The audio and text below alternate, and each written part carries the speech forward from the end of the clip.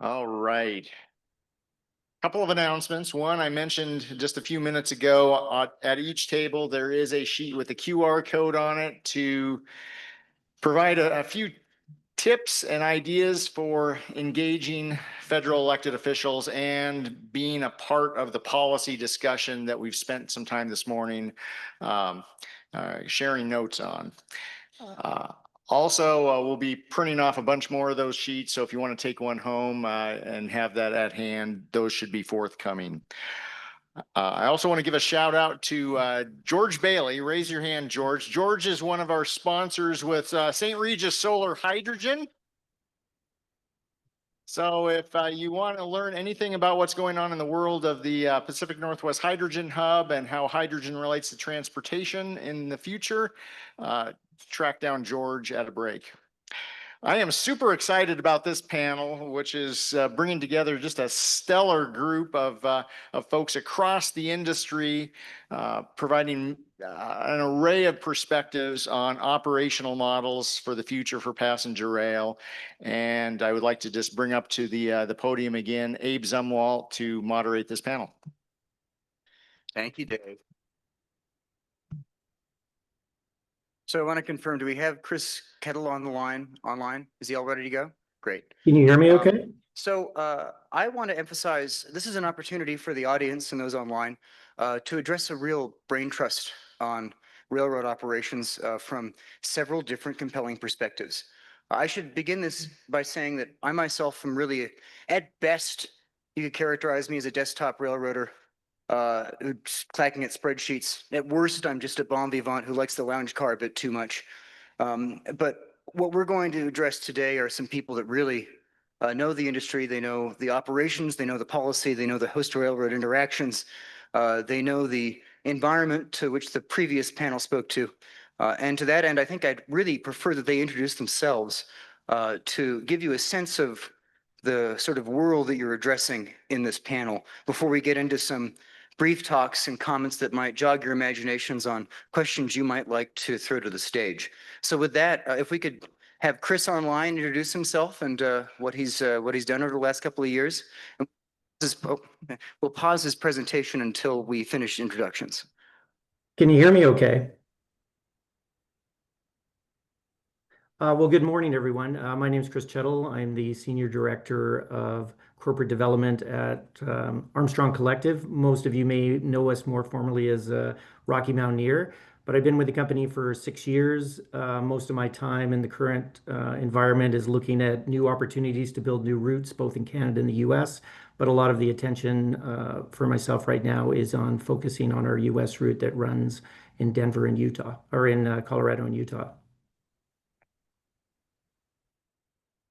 So to underline, we have a private tourist excursion passenger railroad company on the line. And then I'd like to follow that with Clayton Johanson of Deutsche Bahn. Hi, good morning. Thanks for having me. I'm Clayton Johanson. I'm a principal with Deutsche Bahn E.C.O North America. We're a subsidiary of the German Federal Railroad, where in Germany we provide actually consulting services to our parent company.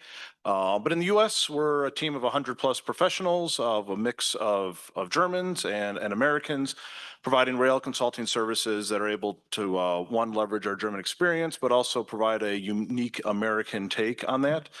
We've been in the U.S. now for 7+ years and have done 100+ projects across the country. Prior to my time with DB, I was with BNSF Railway for 15 years in a variety of operating roles. Most relevant for this group, I oversaw our Chicago suburban operations. Thank you. And then on to Elaine Clegg. Thank you, Abe. Thank you for inviting me to be here. Excited to address this group as an Amtrak board member. I've been here the last couple of years as an advocate and a transit provider in Boise, Idaho, and in December was confirmed to join the board. you know, Abe is generous in saying I have a lot of operating experience. I don't, but I do have a lot of policy experience. I've been involved in every reauthorization since 1998. I've been involved in advocating for passenger rail and the return of passenger rail to our region since that time. And so I think from my perspective, what I bring to this conversation is from the policy side, what should we be thinking about? From the Amtrak operating side, I can give you this much and get more information as needed.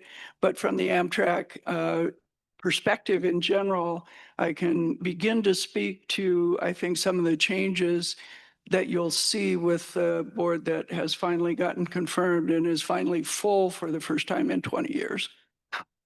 And then last but not least, Mason Baxter. How's it going, everyone? Mason Baxter, I'm the Managing Director of AIPRO, the Association for Innovative Passenger Rail Operations.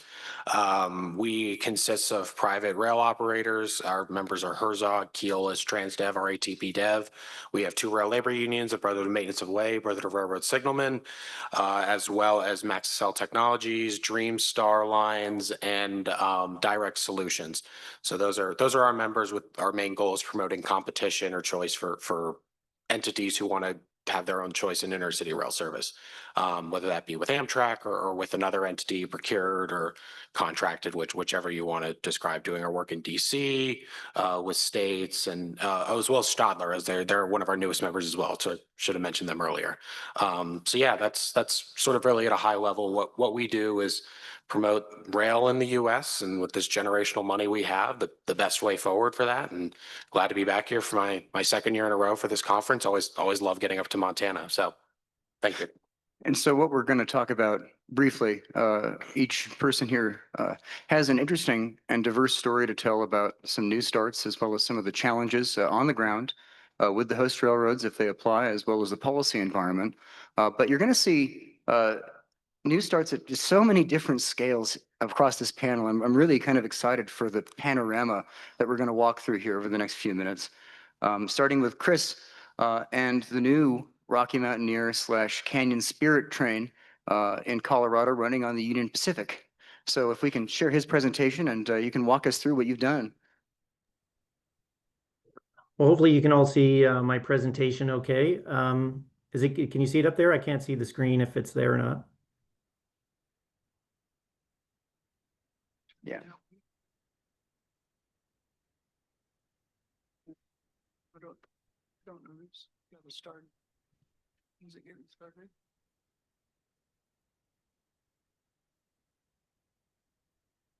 I can't seem to, hang on one sec. Yeah, for some reason I can't seem to be able to share it on my screen. Oh, I can see it now. Well, thanks, Abe. I appreciate your time, everyone. I'm sorry I can't be in Montana. I would have loved to have been there this week. It's a beautiful state, but unfortunately it was a bad week for me, but hopefully you can hear me okay. What I'm going to walk through here is just a short presentation. I'm just going to walk through a presentation that just kind of gives you a bit of an overview of who we are, but to really tell a story of the launching of a new route that we launched 5 years ago in Colorado and Montana, or in Utah. And Dave from Big Sky thought it might be an interesting story to share, given that we, did something in a very concentrated amount of time, but encountered a lot of the challenges that I think the Big Sky Passenger Rail Authority is also going to be encountering, and thought it might be interesting to highlight some of those lessons that we learned. So once again, just to introduce Armstrong Collective, it's recently a new company name for the company. You may be more familiar with us with the name Rocky Mountaineer. We've been in place in the Canadian Rockies since 1990, and we continue to be the largest privately owned luxury rail company in the world. We, to try and differentiate ourselves from some of the long haul passenger rail services, because we do run on common track often with Via Rail and Amtrak. We do try to find segments of the track that are a bit unique, but often we do share those tracks. But where we differentiate ourselves is typically doing shorter journeys that are 2 to 3 days.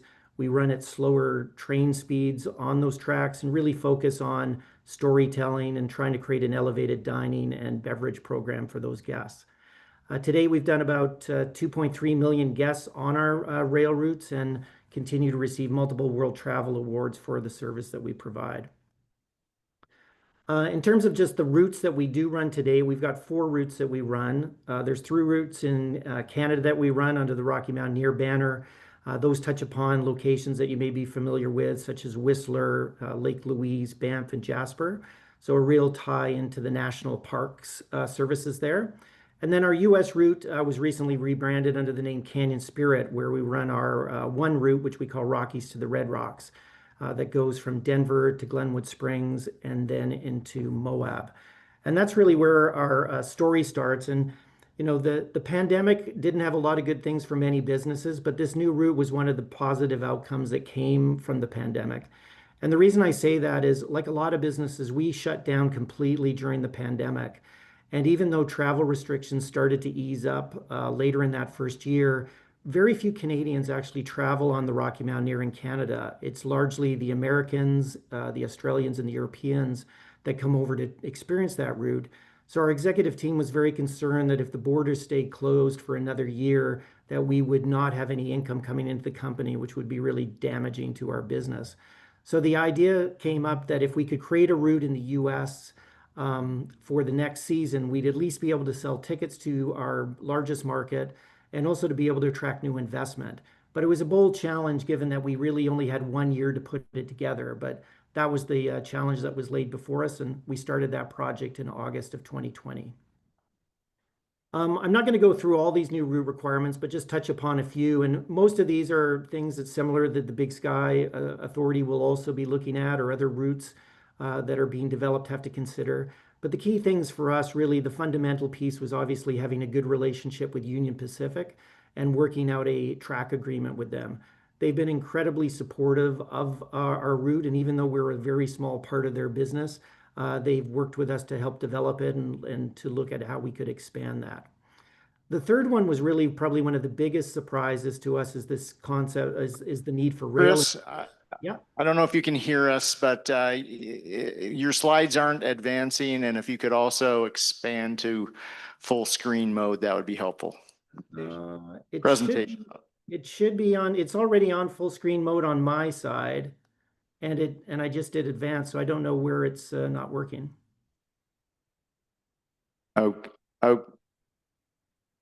It should be on a slide that says new okay. route requirements. Well, Can you see that? you just may need to talk us through it, Chris. Okay, that's fine. It's not a very long presentation, so I'll talk to some of the key points. But just focusing on rail insurance, it was one of the biggest challenges that we faced, because when the business planning was done for it, obviously there wasn't a lot of due diligence that was done on it, because what we found out when we looked to put together that insurance is that the costs were 10 times what we pay in our Canadian routes. And even though we do huge volumes of guests or large volumes of guests, because we were doing much smaller volumes of guests in the US, the cost per guest became very high. A big percent of it is rail insurance. And so that is one of those areas on passenger rail that we are looking to put more time into through lobbying efforts and political influence to see what we can do to try and have our route, or at least our service, looked at in a different way, given that we only run 6 months out of the year. We have much smaller guest counts, so we think there's an argument to be made to do there. But as we've talked about in different policy initiatives, it's a very challenging thing to get influence at the federal and different levels that would be required. We also had to, because we run a daylight service, we don't have sleeper cars on our trains. We had to establish hotel and tour relationships and contracts with them in a very short order, but also being respectful of the communities that we were going into, because we were obviously bringing in new guests into those communities. So trying to time our service so that when we came in, we were actually bringing benefits to them on days of the week that maybe they didn't have as many guests, and making sure we could get adequate hotel accommodations for our guests. And then the last one I wanted to talk on was like stations and sidings. We knew we had to make some investments in places like Moab, where there wasn't an existing station that we could run out of. So we invested in land work and track work there in association with Union Pacific. But we had assumed that we might be able to take advantage of existing stations like Denver Union Station. But without going into all the details of it here, because it would take more than a few hours probably to talk through it, is we had political challenges there that made getting into Denver Union Station in that first year impossible. So as a result, we had to pivot and work with Union Pacific to find another siding about 15 minutes outside of the station. But through continued effort and over the last 4 years, we were able to finally structure an agreement. So this year we were finally able to get out of Denver Union Station. So the route, as mentioned, was finally launched. We did meet our goal. It was there was a lot of challenges along the road, but basically almost a year to the date from when we started in mid-August, we launched our first service, and it just ran for a short number of months in that period from August to early November. But since then, we run now every season from mid-April and now to early November, and package in tours that take guests up to Salt Lake City and Las Vegas on tour transfers so they can go see the Mighty Five national parks. And what I can say is that it did meet all of our goals. We were able to generate new revenues, new investment, and it's been a great complementary service to our Canadian routes, as guests on both routes now can travel to the other regions to experience the service. And then the last thing I was going to just talk about is some of the lessons learned. And some of these, I think, are big sky. When talking to Dave, he's encountering those challenges and opportunities at the same time. But really, conferences like this are really critical in terms of for us building industry and community relationships. You know, those relationships are really critical to ensure that we can run our train successfully, but also ensure that we're not interfering with existing freight traffic or existing passenger rail services like Amtrak. We know we're kind of last on the totem pole, so we really spend our time with them trying to make sure that what we're offering and what we're putting in place works well for them. As mentioned on the rail insurance side, you know, getting more political support and for regulatory changes are things that we are now focusing more of our effort on. Hiring knowledge and skills was really critical. One of the first hires we had was the director of mechanical operations for the regional transportation, or he was the chief mechanical officer for the regional transportation district. And so he was very, through his knowledge of compliance and regulatory issues in the US, he was able to help us quickly navigate what we needed to do to get our FRA approvals for the train within that short period of time. We obviously had to have patience for long lead time. So this is something in our organization we had to think through because, you know, we are a very small business to a lot of these rail lines. And when we're working with Class 1 rail providers, we have to appreciate the fact that we may want something done in a few months, but it can often take a year or more before certain contracts are put in place. So having that perspective and also having a long-term outlook. The investments we're making are large, and profitability is something that we knew was not going to probably happen in the first 5 years. So we continue to have that long-term outlook, and kind of leading into the last 2 points of things that we need to do about making big marketing investments to drive awareness. Because while the Canadian Rockies are well known globally, not as many people, even within the United States, know about the Moab region or the Arches and the Canyonlands National Parks. So we have to make bigger investments in marketing and also look at ongoing refinement, one of which we're implementing this year or starting next year and going into Salt Lake City to address some of the commuter challenges of getting in and out of Moab. Our guests were experiencing challenges with that, so we thought extending out to Salt Lake City would be a strong benefit for them. And that is it. I'll pass it back to Abe. Great, thank you, Chris. Already we have some themes emerging. Working with host railroads, chasing markets where you might not expect for reasons you might not expect. I'd like to ask for Clayton to talk about a very divergent experience with an operation about as diametrically opposed to a tourist operation as you can imagine, which is one of the busiest commuter rail operations in the United States. Yeah, so as I said, I spent 15 years of my career with BNSF Railway, all in the Chicago area. I actually started working on the freight side and then eventually transitioned over to the Chicago suburban operation. For those of you who may not know, within the Chicago area, BNSF is still the operator for over about 160 years straight of a commuter rail line that's about 40 miles between Chicago and Aurora. Aurora is now the second largest city in the state. On any given day, we'd be running 106 trains carrying over 60,000 riders. That alone, that one line alone would make it larger at that time than the commuter rail systems in LA and San Diego put together, San Francisco, a number of places throughout the country. This was also a critical piece of infrastructure for BNSF's freight franchise. So the majority of volume that comes from the Pacific Northwest through places like Montana and ultimately interchanging over Chicago would also be on our route where we were running our commuter trains.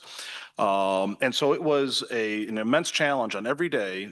Start right off the bat, I had 106 trains. Amtrak had 8 more trains, and then 40 freight trains a day. And trying to make all of this work in a very confined environment. One thing that BNSF was incredibly sensitive to, because again, over the years, BNSF had essentially gotten out of the passenger business outside of a few areas. But BNSF was very sensitive to the public relations aspect of running commuter trains in Chicago. One thing that I had heard multiple times from our AVP of passenger, who was relayed to it by our CEO, was, I do not want to be on the front page of the Chicago Tribune related to running commuter trains in Chicago. And that culture and that attitude was really important to ensuring that we ran a very reliable service. I think where that becomes very relevant to other corridors and planning other corridors is just how much class ones are going to be sensitive to any of the PR related aspects of a service. And that particularly comes from the safety standpoint. BNSF was very sensitive to any even perceptions that we were, an unsafe operator within the operation of our service or within those communities. BNSF and any class one would be incredibly sensitive to other operators on their property who cannot run a safe, reliable operation. And that was one of the reasons why BNSF still maintained the control of the service and wanting to run the service, was because we trusted our own training. We trusted our processes to run an effective, reliable service. And I think, particularly as people look at other innovative models, which I think do bring a lot of value to contract operations, that any class one is going to be very sensitive to, are you bringing someone on my property who is going to take safety as seriously as I do? But also, there's one more point I want to drag out of you, which is how the pandemic changed commuter rail operations, and about how you were involved after your time at BNSF with Deutsche Bahn, about how you helped both Metra and BNSF ascend to a new post-pandemic reality. In some ways, you might say unexpectedly stronger in some ways than they have been in the past. Yeah, that's right. Yeah, so one of the projects that I did since coming to Deutsche Bahn is after, right as the pandemic was kind of maybe in late 2020, where there was maybe a light at the end of the tunnel. Metra came to us and said, we want to reimagine what our services are going to look like on these lines coming out of the pandemic. They already recognized that playing just to a very essentially niche audience, which is people who live in the suburbs of Chicago and work in the Loop and want to race into the Loop in the morning, work, and then race home at night.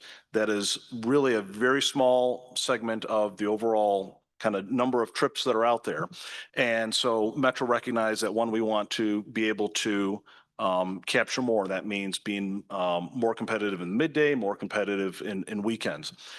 BNSF, comfortable with the existing arrangement, which was a very intense peak periods in the morning and the evening, and a kind of a less intensive service on the other parts of the day, was going to be wanted to ensure that, again, they could protect the freight franchise, protect the ability to maintain the tracks.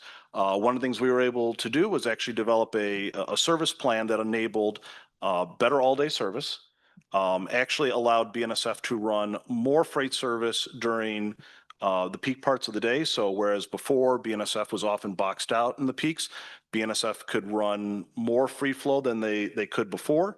Metra was able to tap into those midday and evening and weekend markets better. And we really were able to create a really good win-win for both entities. Thank you very much for that. So we've been at these two kind of hyper-local corridors with very different aims, but facing, again, similar parties, interesting overarching challenges. But now let's move up to the national scale. We're lucky to have an Amtrak board member here. Let's hear more about some of Amtrak's more recent news starts, but also potentially, and in ascending to the other panelist here, we can also begin to talk about the overarching policy landscape. Well, thank you, Abe. Great to be here and excited to talk about these things. I have not been on the Amtrak board very long. It's been a learning experience, will continue to be one, I'm certain. But I do think I bring a policy perspective that hasn't been on the board for a while. For those of you who may not know, in January of 2024, 3 Amtrak board members were confirmed. They were the first 3 that had made it all the way through the Senate process in 13 years. In December of that year, 4 more of us were confirmed. And so really for the first time in very many years, Amtrak does have a full complement of board members, but also a full complement of points of view and experience. And for me, so far, it's been an really exciting and wonderful experience to learn from my fellow board members, to know that there really is a range of experience and knowledge on this board, and to begin to wrestle with what does the future of Amtrak look like, given what's happened over the last few years, both with the infusion of cash, with the changes from the pandemic, and now this renewed interest across the country in passenger rail travel. And I don't have a lot of answers, but I can tell you a lot of what we're thinking about and talking about. The previous panel on policy talked about many of the things that the board is also discussing. Included in that is the rolling stock.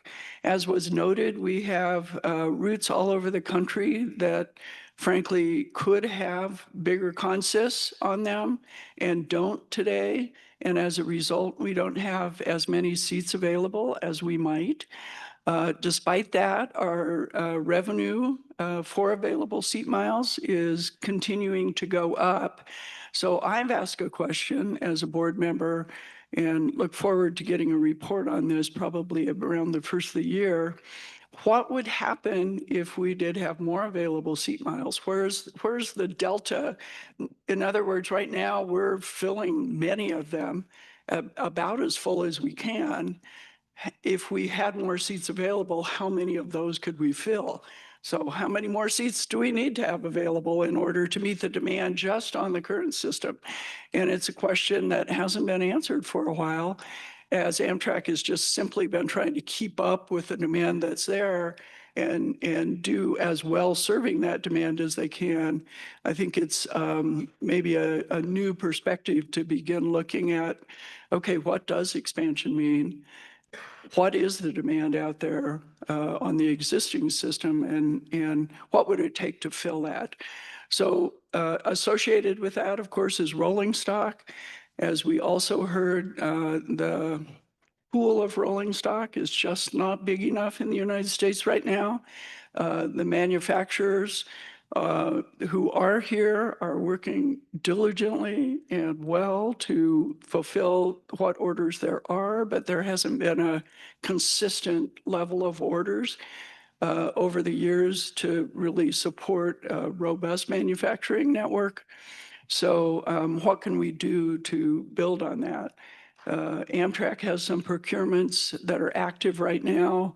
We also have some new trains that have become active and will become active very soon. The next gen Acela started 2 weeks ago. I was on the train from Washington to New York with that inaugural run, and we have 5 train sets active today. By the end of next year, we'll have all 28 of those train sets active. Those trains have more capacity, so we'll begin to see the answer to some of those questions. Can we fill more capacity? We're pretty certain we can. Our projections show that we'll still be at capacity even with those new train sets, even with more seats available. The AIRO trains have just gone into testing in Pueblo, Colorado. Those are the train sets that will be used on the Cascades and on the Northeast Regional Corridor initially. The question is, how quickly can Siemens build even more of those so that we could fulfill even more capacity issues in other places? As those come online, some of the existing trains that are in use today will become available. I will tell you, all of them are pretty old. All of them are hard to keep up and hard to maintain because of that age.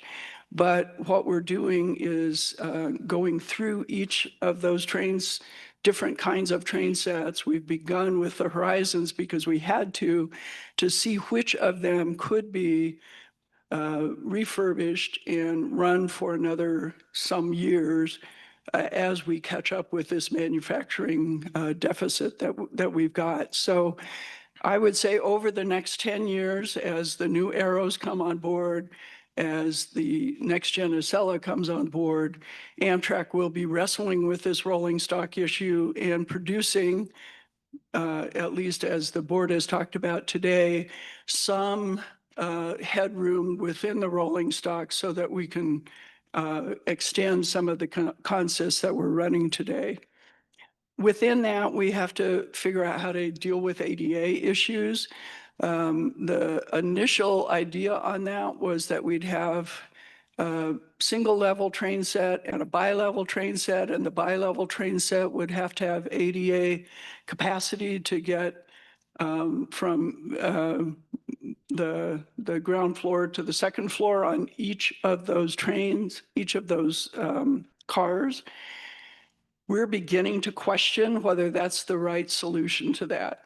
We're beginning to talk about, can we produce mostly single level train sets with some bi-levels for capacity and only elevators on those bi-level cars in places where not being able to get to the second floor would prohibit access to a vital service on that train, dining, sleeping, whatever it might be.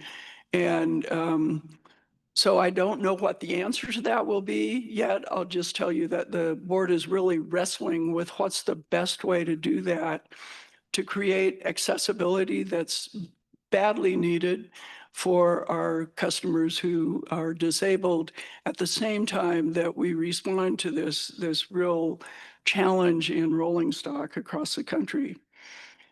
One of the things that has become very obvious to me early on is the inconsistent and eclectic way that we deal with stations around the country. When Amtrak was formed, many of the stations were left with the Class I railroads. They were viewed as real estate. And frankly, I think there was an attitude that Amtrak wasn't likely to succeed.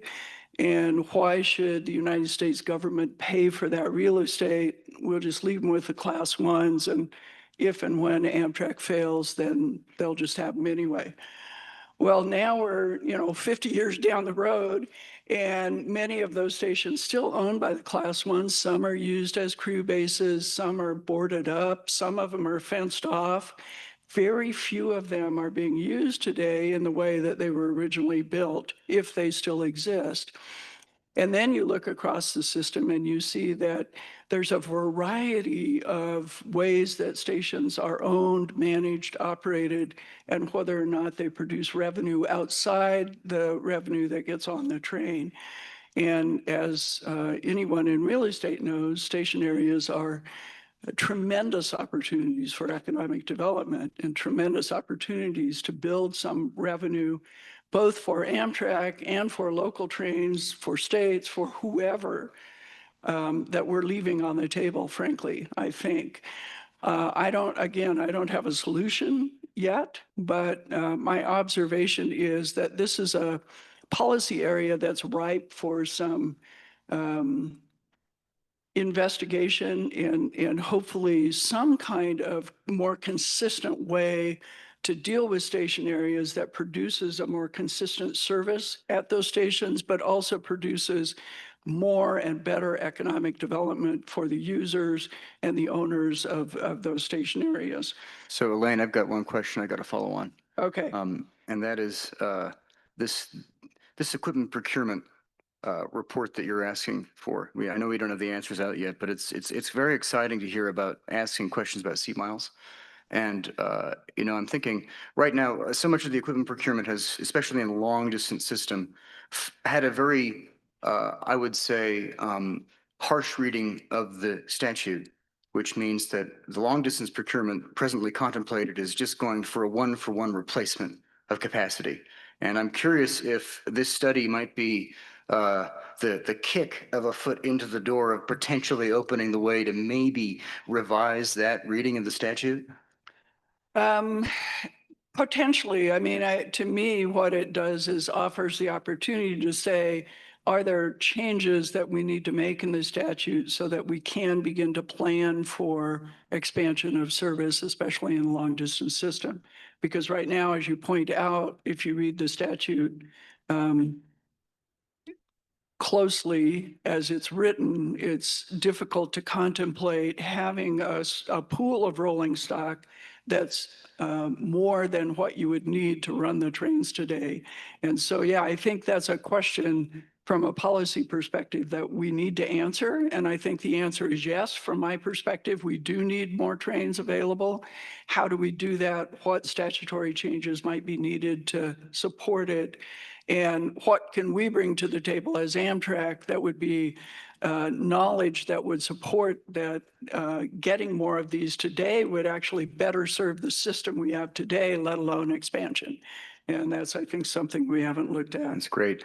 I'm afraid we have to move on That's to. good. I was going to say, I'm about, and I've got a couple, I could talk all day. I've got a couple of other things I'll hopefully get a chance to mention in a minute. Our problem is that I think any one of these panelists could dominate basically a whole session here. So this is part of the issue.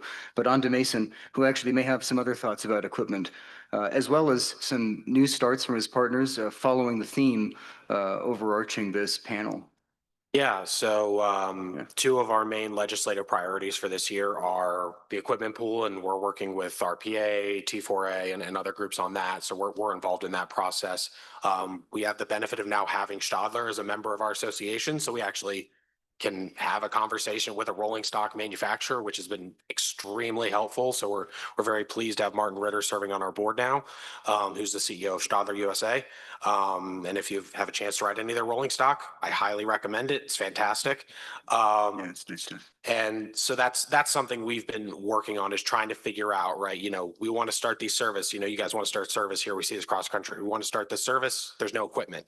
So what can we do to help with that system? So it's a bit interesting because, us as operators, we're not the ones owning the equipment. First, whether it be a state authority or Amtrak or whatever that is.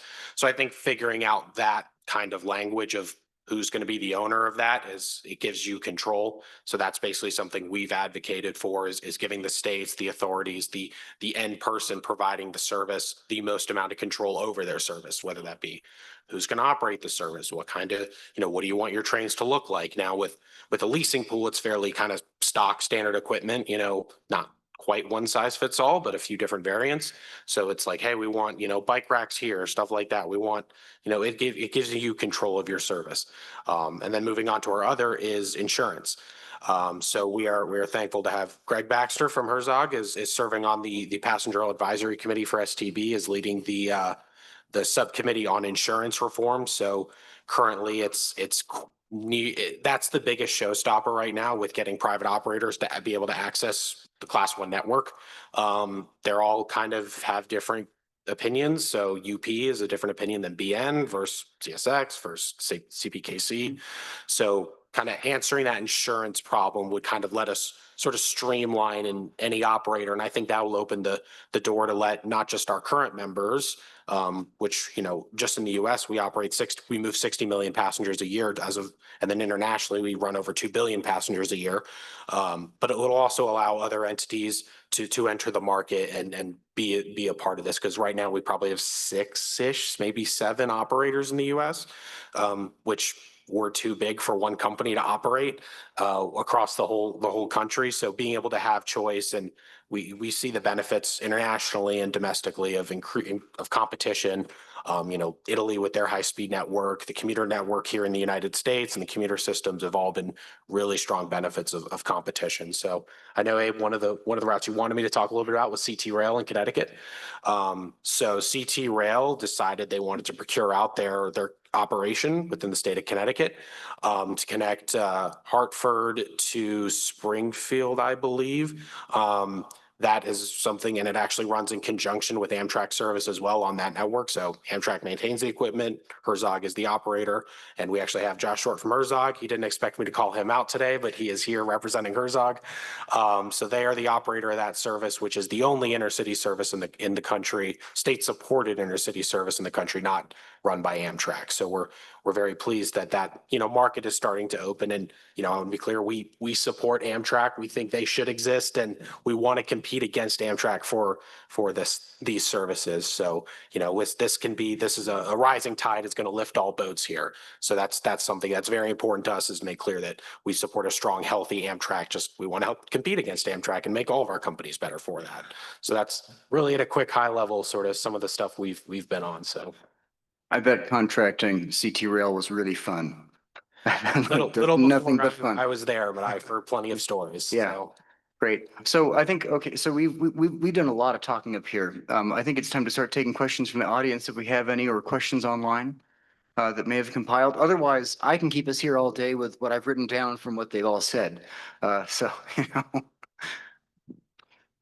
David Steele from Jamestown, North Dakota.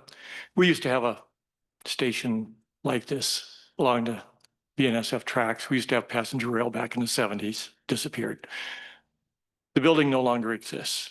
And my question is, and we've been struggling with this in our local community, where do we put a station? Who do we contact as to how we go about it? Is it BNSF? Is it Amtrak? All three. We've put the Chamber of Commerce, the Downtown Association, our economic development. We have a team of people that have ideas where we want to put it, but we don't know how much room do we need? What do we have to, you know, locate? What are the, I guess, things that are stopping us from putting a station where we'd like to have it? We don't know the really rules, the results. We've looked it up on the internet. We followed some of the things, but it doesn't really give us what distances we need for sightings. How do we go about it? Who do we go to ask those questions? Well, I guess I'll start. You bring up exactly what I was talking about. We don't have in this country a good policy around station areas and who's responsible, what they should look like, who runs them, who owns them, what the economic development is around them. I think you heard yesterday that John Robert did what needed to be done in Meridian, Mississippi to reestablish that station there, and then use that as a catalyst to begin economic development in that area around it. I think that's what I envision as both an Amtrak board member, but also a policy wonk who has long tried to understand how we integrate land use and transportation better. I don't have an answer for you because we don't have that policy today. My advice to you would be identify a spot and then start talking to both Amtrak and BNSF. Is this the right spot? And if it's not, they'll tell you. And if it is, then you'll have a way forward. And you might want to talk to John Robert. He'd probably have some advice as well. Well, Elaine, Amtrak actually used to do that. They had what was called civic conversations, and they would come into a specific area and you would bring in the leaders of the cities in that area that were interested. And Amtrak gave a very good presentation on here's what you've got to have to be ADA compliant. The freight would be there and say, this is what we have to have in order to agree to stop, because you don't get to choose where the station goes. You may have ideas, but ultimately Amtrak has to say they will serve it. And the freight has to say, we will allow that service to be there. There are certain physical problems that you just can't Yeah. use your desired site. So Amtrak used to do that. I would encourage you to ask your board chair to look at the things you once did that were very successful. Civic Conversation is one of them, did them all over the country. That's why Denver didn't demolish their station. Good to know. Well, I want to welcome Chris from Rocky Mountaineer. Good to see you again. It's great to have a Canadian successful world-class tourism train operation. We look forward to having a bigger session about connecting Alberta and Montana and in our Pinware Summit in Edmonton next year. My question for you is, and Peter is going to be talking about this tomorrow at Big Sky's meeting, how have you found the connections to national parks working for you? You connect national parks, I think it's 5 or 6 in Alberta and British Columbia. You've got the canyon lands in Utah and in Colorado. What do you need in terms of the community? How many hotel rooms do you need? How do you shuttle people in and out of national parks, which I think we all want to see more passenger rail going to national parks like they used to? And what are the operational issues if you were to operate, for instance, in other places like Montana or Idaho? How would you see that working? What do you need to get people to national parks? Yeah, no, it's a great question. You know, the national parks are a big draw for our I think you're on train. mute, Chris. I've turned off mute. Nope, you're good now. Okay, Great. okay.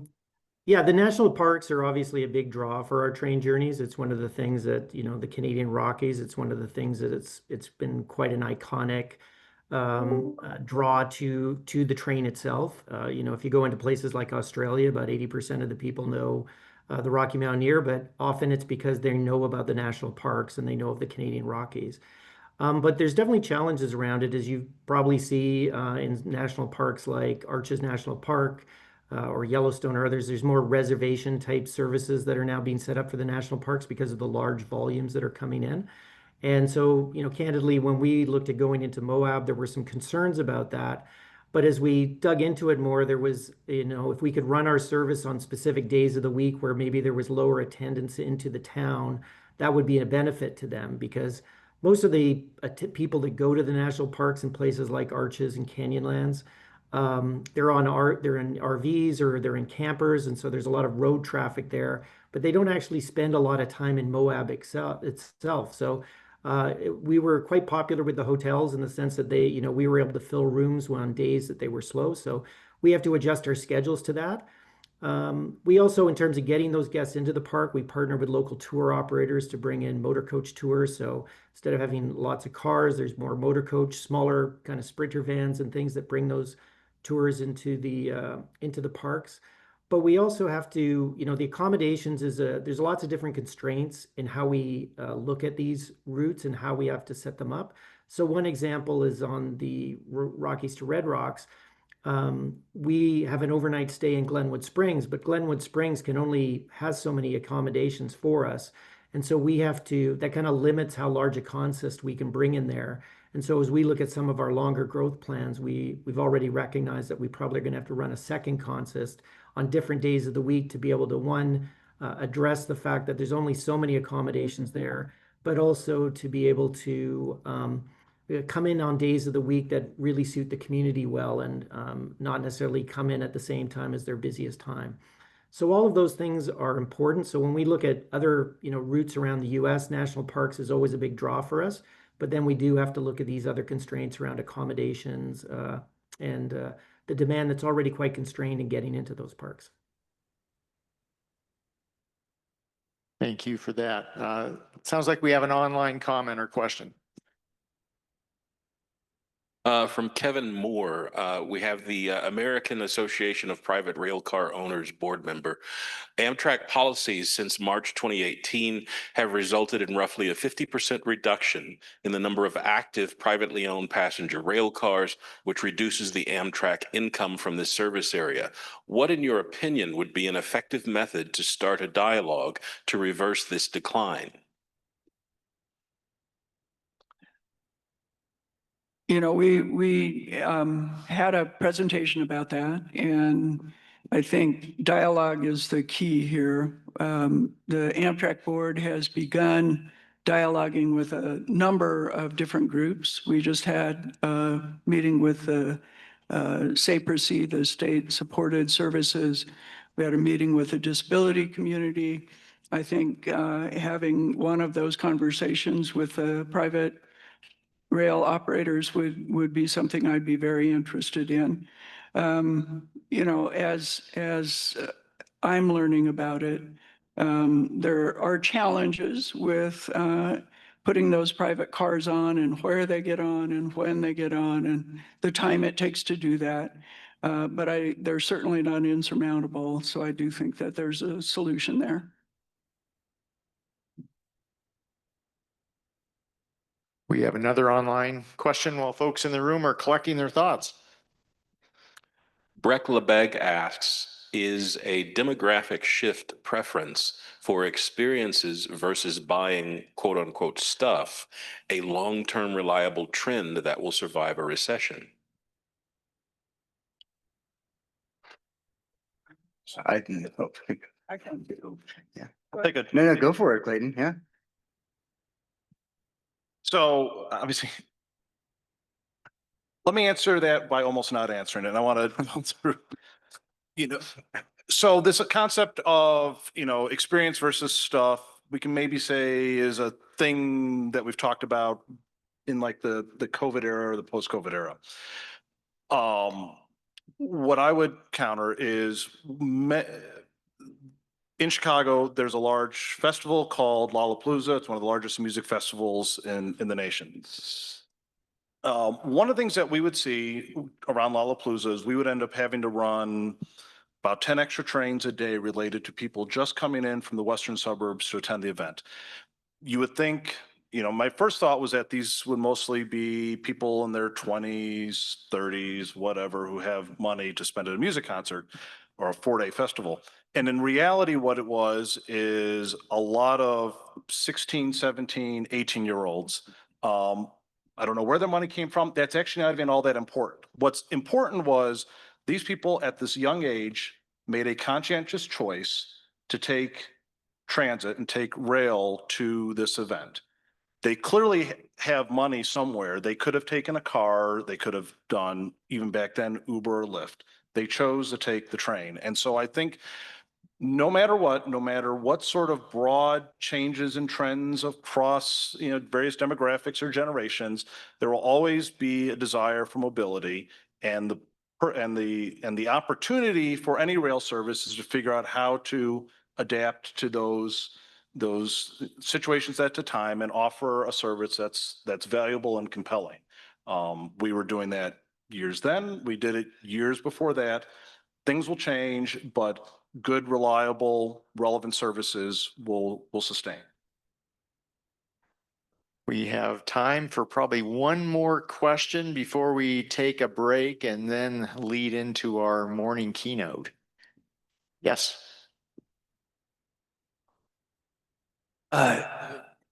Board Member Clegg, I'd just like to know what else you wanted to say.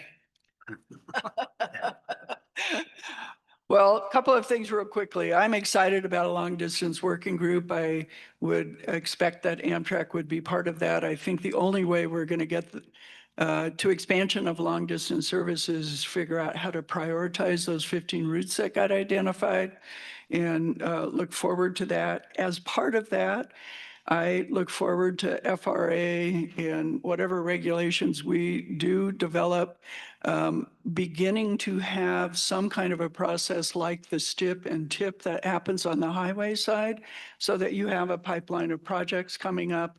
Somebody knows what they are, there's been some pre-development work done on them and they can move forward more quickly. I'd also like to see a shot clock, not just on the environmental policy, but on the agreements with host railroads.